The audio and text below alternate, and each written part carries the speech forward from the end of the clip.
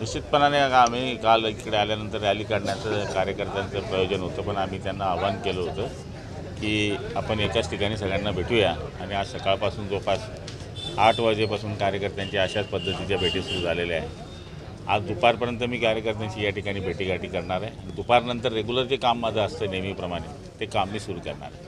हो, आता काही तासांमध्ये या ठिकाणी खाते वाटप जारी केलं जाणार असल्याची माहिती आहे.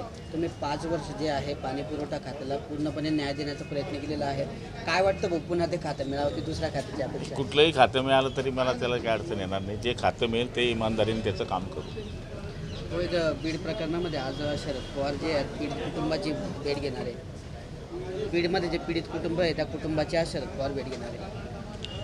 निश्चितपणाने जी झालेली घटना आहे ती फार भयावह आहे. त्याच्यामुळे बऱ्याच लोक त्यांच्या कुटुंबाच्या भेटी घेत आहेत. त्यामुळे पवारसाहेब पण त्यांची भेट घेत असतात. महाराष्ट्र आणि हरियाणामध्ये भाजपला मोठं यश मिळालं.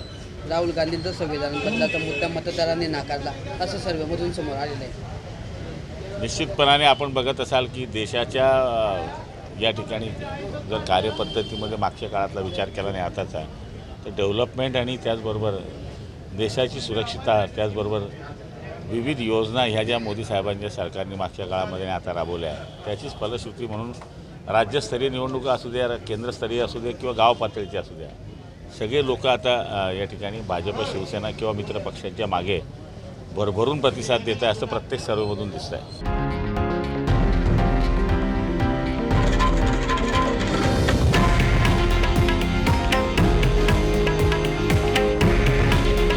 हे आहे देशातील नंबर 1 न्यूज नेटवर्क आणि आपण पाहत आहात TV9 मराठी.